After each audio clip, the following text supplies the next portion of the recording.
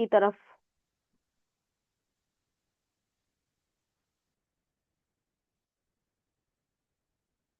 अभी हम आपको प्रारंभ में पढ़ाए थे, क्या पढ़ाया था? ये भचक्र आंतरिक सीमा में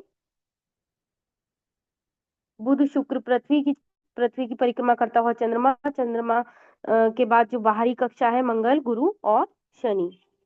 देखो यहाँ बिल्कुल कितने सरल तरीके से दिया है।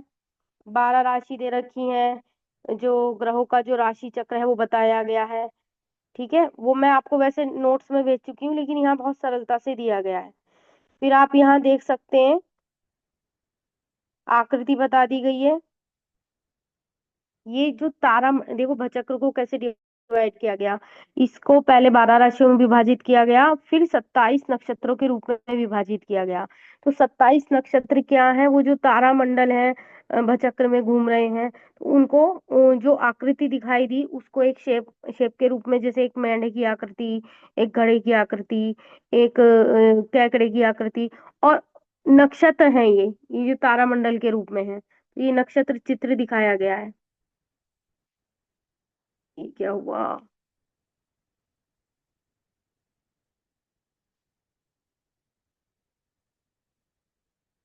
कुछ गड़बड़ हो गई। पुनः खोल लेते हैं।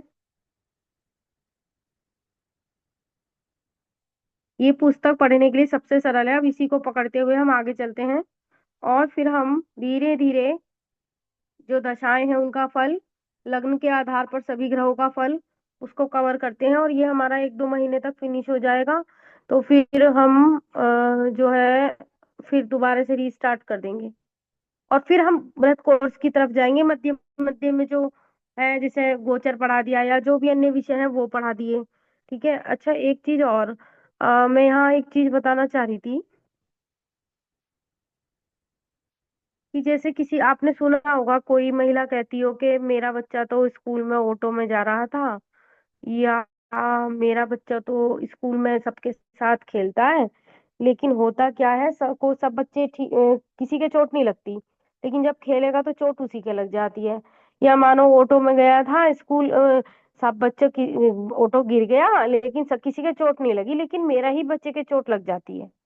तो ऐसे अगर कोई ऐसा जातक आपके पास आता है, इस तरह की बात कहता है, या बच्चे को कष्ट है, ये कहता है कि मेरा बच्चा बीमार है, तो उसको ये उपाय जरूर बताइएगा। पीपल को जल दे, और पीपल के नीचे दीपक जलाए संध्या काल, सूर्यास्त से पहले। क्यों? क्योंकि पीपल ही एकमात्र ऐसे हैं, उन्होंने यह आशीर्वाद दिया है कि जो मतलब उनको आशीर्वाद है कि जो पीपल की पूजा करेगा उसके पितृ भी सेट रहेंगे, और उसकी जो संतान है, क्योंकि पितृ की ही वंशावली है संतान, तो उसकी संतान को भी कष्ट नहीं होगा। तो जब भी संतान मानो कष्ट संकट में होती है, बीमार होती है, तो पंडित लोग यही कहते हैं कि जाके ना पीपल को पूजो, क्योंकि पीपल एक ऐसा संरक्षण प्रदान करता है। क्योंकि पीपल के बारे में कथा है, एक आपको सुनाऊंगी। शनि के पुत्र है पिपलाद, उसके बारे में कथा आपको सुनाऊंगी आगे चल के। तो वो अचानक मुझे ध्यान आ गया तो आपको बता दिया। फिर हमने ये 12 राशि देखी, आप यहाँ देख लीजिए मेष राशि, वो जो चक्र दिखाया गया था केतु के नक्षत्र का, और मतलब केतु जो ग्रह स्वामी है मेष राशि, और जो ये नक्षत्र हैं जो बनते हैं, ठीक है। लेकिन अश्विनी का स्वामी है केवल, अगर हम यहाँ देखें ना, जो आपको भेजा गया था।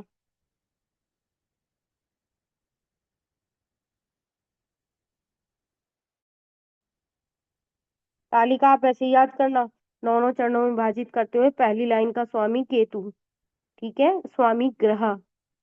इस प्रकार से देवता अलग होते हैं, ग्रह अलग होते हैं, इत्यादि इत्यादि। अब आगे चलो, ये तो आप पढ़ ही चुके हैं, और भैया पढ़ते रहना। ये भी आपको मैंने पहले भेज दिया था और समझा दिया था, ये वही सब दे रखा है। यहाँ पर ये तिथियां बताई गई हैं। जब चंद्रमा सूर्य से 12 डिग्री आगे निकल जाता है, तो एक तिथि का निर्माण होता है। यानी सूर्य से चंद्रमा के 12 डिग्री के अंतर को, यानी 12 डिग्री जब वो आगे निकल जाता है, तो उसको हम एक तिथि कह देते हैं। तिथि क्या है? शरीर है, चंद्रमा मन है, और योग नक्षत्र इत्यादि ये उसके अंग कहे गए हैं, इसके पंचांग के। अब हम यहाँ पर देख रहे हैं कि जैसे 0 से 12 डिग्री क्या प्रतिपदा हो गई, 12 से 24 द्वितीया हो गई, 24 से 36 तृतीया इत्यादि हो गई। क्या है ये? 12 डिग्री 12 डिग्री प्रति आगे चल रहा है चंद्रमा। तो चंद्रमा जब सूर्य से 12 12 डिग्री आगे निकलता रहता है तो उसमें वो प्लस होता जाता है, और उस प्रकार से एक एक तिथि बढ़ती जाती है, उससे चंद्रमा की कलाएं बढ़ती हैं अगर शुक्ल पक्ष है, और अगर कृष्ण पक्ष है तो चंद्रमा की कलाएं घटती हैं। ये आप पूर्व में पढ़ चुके हैं वैसे, पर मैंने यहाँ पर ये बता दिया। आप अब ये जो है ना हमारे तिथि के आधे भाग को करण कहते हैं। यानी हम ये कह सकते हैं तिथि के आधे भाग को करण, यानी जैसे एक शुक्ल पक्ष और कृष्ण पक्ष की 15 15 तिथि, टोटल 30 तिथियां हो गई। तो अब तिथि के आधा भाग करण है तो लगभग 60 करण हो गए। ठीक है। तो इनका भी विशेष महत्व है कि भाई जैसे आप पंचांग को उठा के देखें तो ये करण है, इसमें कुछ चर करण होते हैं, कुछ स्थिर करण होते हैं। इनके बारे में पढ़ लीजिएगा, वैसे तो पुस्तक में मिल जाएगा, पर जहाँ जिसका जितना प्रयोग है उतना भी हम सीख लेते हैं। भाव आप पढ़ चुके हैं, इनके नाम पता होने चाहिए। देखो यहाँ कुछ महत्वपूर्ण चीजें हैं जो अगर हमारी रह जाएं तो हम उसको सीख लें। यहाँ से हम पढ़ना प्रारंभ करेंगे, पेज नंबर है 34। क्या आपको मेरी आवाज आ रही है? जी मैम। आप मुझे सुन पा रहे जी हैं? मैम। स्क्रीन शेयर दिख रहा है? जी मैम।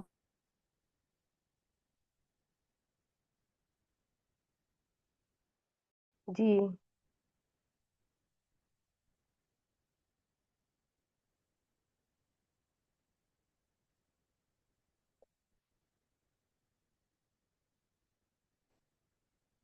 मैं पुनः स्क्रीन शेयर करती हूँ।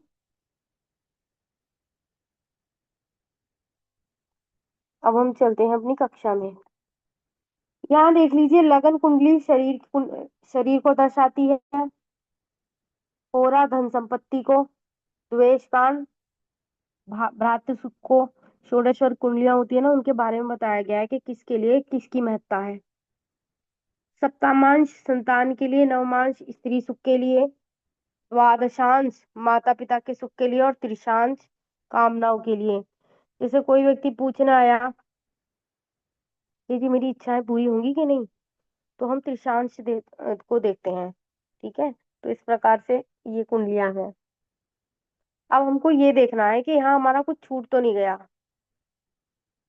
वैसे तो ये हम आपको बता चुके हैं, जो प्रथम भाव है दादी का है तो सप्तम भाव किसका है? दादा का हुआ। प्रथम भाव नाना का है तो सप्तम भाव किसका हुआ? नानी का हुआ। अब हमको याद करने का क्या फंडा है? याद करने का फंडा ये है, जब चौथा भाव माता का है तो माता से चौथा भाव सप्तम हुआ, तो वो माता की माता का हुआ, अर्थात नानी का हुआ। इसी प्रकार द्वितीय भाव में देखो कुछ छूटा तो नहीं। मानो कोई व्यक्ति आभूषण प्रिय है, होता है ना, लेडीज क्या करती हैं पुराने आभूषणों को, पहले तो बहुत करती थी, अब तो शायद वही जो बहुत ज्यादा मतलब धनाढ्य हो, या शौक भी होता है अपना अपना कि थोड़े से पैसे जुड़े, चलो एक अंगूठी लेने चले, 1 1 ग्राम चांदी वो सोना ले रहे हैं, सोना महंगा होने के बावजूद भी चलो 1 1 ग्राम ही जोड़ लो। तो वो इस तरह की जब कहीं द्वितीय भाव में शुक्र की स्थिति होगी, या गुरु मतलब शुक्र जो है वो एक भौतिकता का प्लेनेट है, तो द्वितीय भाव में अगर शुक्र है या लग्न में शुक्र हो, अच्छी स्थिति में हो, उच्च का हो, तो वो व्यक्ति आभूषण प्रिय होता है। खासकर द्वितीय भाव में देखिएगा, वो इकट्ठा करता रहेगा आभूषणों को अपने पास।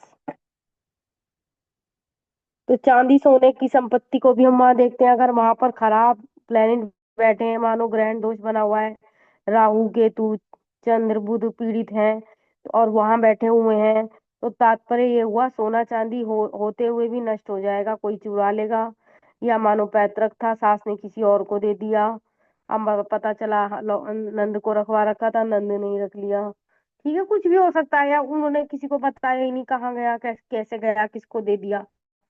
माता पिता है, दिया था, पता चला ससुराल वालों ने रख लिया।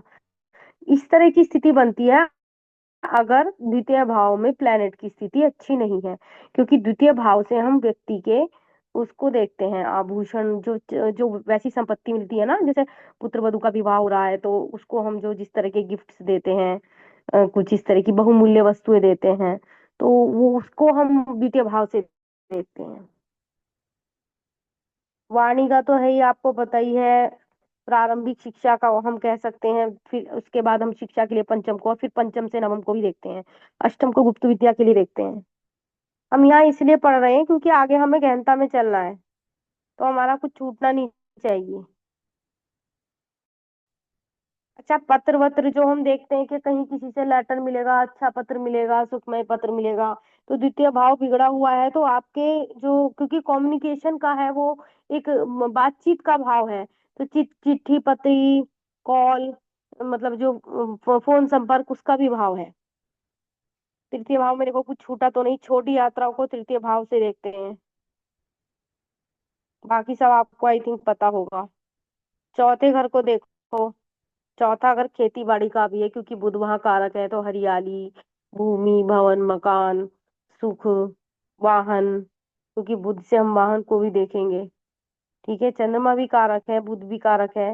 माता का सुख और मातृभूमि का सुख भी वहीं से देखते हैं, तो इस प्रकार से सुगंध। अच्छा, ससुर पत्नी का पिता, यानी चौथा जो भाव है आपके ससुर का भी है। दशम भाव सास का है, तो चौथा भाव ससुर का हुआ। ठीक है जी, चौथा भाव ससुर का है, यानी आपकी पत्नी है तो उसके पिता, आपके पति हैं तो उसके पिता। अच्छा, चौथे भाव को आप ये देखिएगा, चौथा भाव क्योंकि आपकी माता का भी है, तो चौथा भाव ससुर का भी है। अब आप ये खुद सुमेलित कीजिएगा, जैसी आपकी माता होंगी ना, वैसे कुछ कुछ गुण आपके ससुर में होंगे। नोटिस कीजिएगा, क्योंकि वह भाव माता का भी है और वह भाव ससुर का भी है, तो कोई ना कोई लक्षण मिलता होगा, आप नोटिस कीजिएगा। एक उदाहरण दे देती हूँ, मानो जैसे आपकी, फॉर एग्जाम्पल, आपकी मम्मी के अंदर एक आदत थी कि उठाए बाहर से कपड़े और गोला सा बनाया रख दिया, यानी तय खराब कर दी।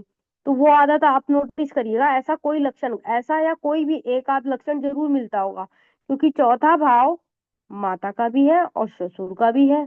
ससुर कौन? आपकी, आपके पति के पिता या आपकी पत्नी के पिता।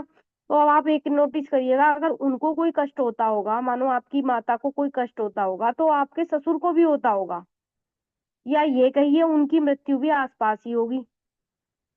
ठीक है, ये एक छोटा सा एक सूत्र मैंने आपको दिया, ये ध्यान रखिएगा। चौथा भाव किसका है? अच्छा, गाय भैंसों को भी यहीं से देखते हैं, क्योंकि भूमि है, भूमि होगी तभी तो कोई गाय भैंस रखेगा। अगर यह भाव बिगड़ा हुआ है, फॉर एग्जाम्पल वहां का जो स्वामी, अब हम किसी भाव के सुधरने और बिगड़ने के बारे में हम कैसे कह सकते हैं, वहां कौन से ग्रह बैठे? अच्छा, मानो कोई भाव खाली है, उसमें कोई ग्रह ही नहीं बैठा, तो वहां भी देखिए, मानो चौथे भाव का स्वामी सूर्य है। अब सूर्य द्वितीय भाव में जाके या किसी और भाव में जाके या 6 8 12 में चला गया, या कहीं ग्रहण दोष के साथ बैठ गया, मानो राहु केतु के संपर्क में आ गया, तो ऐसे लोगों की जो गाय भैंस है वो दुधारू नहीं होती, यानी दूध की कमी होती है। या गाय भैंस मर गई, कुछ ऐसा सुनने में नहीं आता कि अरे भाई पता नहीं अच्छी खासी खड़ी थी, इतनी अच्छी गाय पालते थे, अचानक से पता नहीं क्या हुआ, अचानक ही गाय मर गई। तो इस तरह की स्थितियां भी देखने को मिलती हैं अगर चौथा भाव बिगड़ा हुआ है, यानी चौथे का जो प्लेनेट है कहीं और जाकर पीड़ित हो गया, 6 8 12 में चला गया, या जिस किसी भाव में बैठा है वहां उस किसी अशुभ, क्योंकि अगर अशुभ ग्रह किसी के साथ बैठ जाता है तो शुभ ग्रह के शुभत्व को भी ले लेता है और अशुभता कर देता है। अभी हम कुंडली के जब हम विश्लेषण करते हैं, तो अगर हमने ग्रहों के शुभ अशुभ प्रभाव के बारे में ठीक से पढ़ा है, उसके कारकत्व को पढ़ा है, भावों को पढ़ा है, तो उसके बाद हम निर्णय पर पहुंच जाते हैं। और सबसे महत्वपूर्ण चीज होती है दशाफल, क्योंकि किसी घटना को हम देखिए, ये चीज मैं आने वाले समय में आपको जरूर पढ़ाऊंगी, आगे 2 महीनों में पढ़ाने वाली हूँ। क्या? एक तो गोचर और एक दशाओं का फल, क्योंकि ये तो बाकी चीजें तो चलो आप किताब से भी उठा के पढ़ लेंगे कि सूर्य का क्या है फल, सूर्य में शुक्र के अंतर का क्या फल है, और इत्यादि इत्यादि।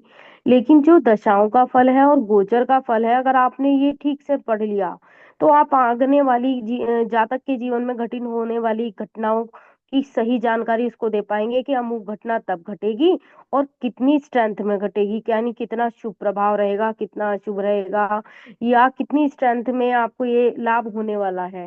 क्या मिलने वाला है इत्यादि, तो वो आपके फल कथन में सटीकता को बढ़ा देगी। अभी पहले हम उसी का एक तरह से रिवीजन कह दो, हम इसीलिए कर रहे हैं ताकि हमारा कुछ छूटे ना, और इसी को आगे बढ़ाते हैं फिर हम निचोतरी दशाओं पर, गोचर पर, अन्य चीजों पर जाएंगे। क्या आपको समझ में आ रहा है? हम आगे बढ़ें? नहीं।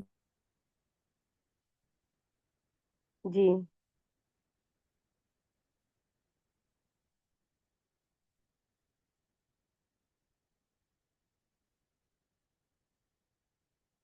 कहाँ पर हो गया था हमारा चौथा भाव, क्लियर हो गया था।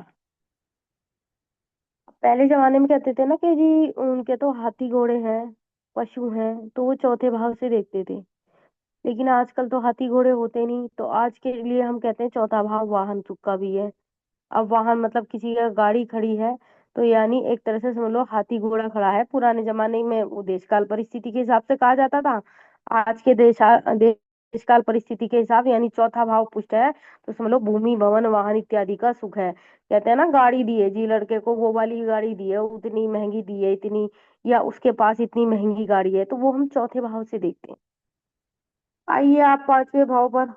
ये आपको पता है विद्या का है, बेटे बेटी का है, पुस्तक लेखन इत्यादि का भी है।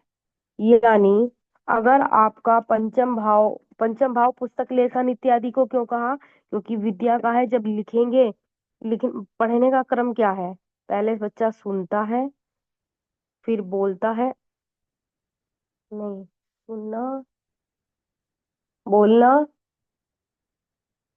पढ़ना और लिखना, ये क्रम है।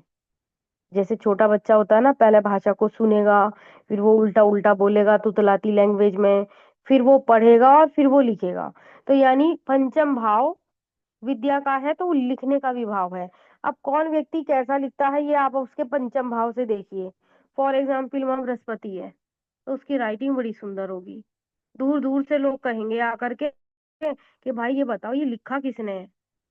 उसे लिखने की टेक्निक्स बताऊंगी कि किस शब्द को कैसे जोड़ा जाए, कैसा सुंदर रूप दिया जाए। उसके अक्षर बड़े लुभावने होंगे और भाषा शैली बड़ी अच्छी होगी।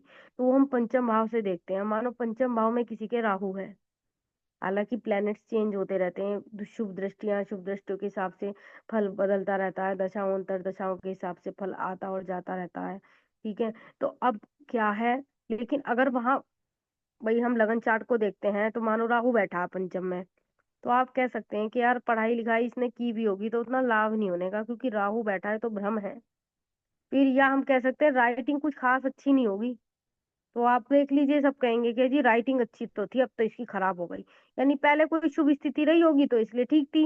लेकिन राहु का वहां बैठना या कोई पाप ग्रह का वहां बैठना, यानी गुण होते हुए भी कई बार क्या होता है, मानो दो ग्रह साथ में बैठ गए, एक शुभ एक अशुभ, या पाप ग्रह दोनों साथ में बैठ गए, तो वो पापत्व को और बढ़ा देंगे। तो फल कथन में अंतर आ जाएगा, यानी पापत्व बढ़ गया, यानी उसकी राइटिंग और भी खराब होती जा रही है। जब जितना पहले पढ़ता था उतना अब भी नहीं पढ़ता या लिखता इत्यादि। तो हम ऐसे कह सकते हैं, तो वहां पे प्लेनेट की स्थिति से हम बता सकते हैं कि इसकी राइटिंग कैसी होगी। तो यहाँ पर हमने कहाँ पढ़ा, पंचम भाव में लिखने का देखा। आत्मा हो गई, आत्मा से मतलब ये है, पंचम क्या है, पूर्व जन्म है हमारा, नवम हमारा अग्रिम जन्म है, या हम भाग्य भी कह सकते हैं। अच्छा एक चीज और, केतु प्लेनेट जो है मोक्ष का है, मोक्ष से मतलब मृत्यु को भी केतु से देखते हैं।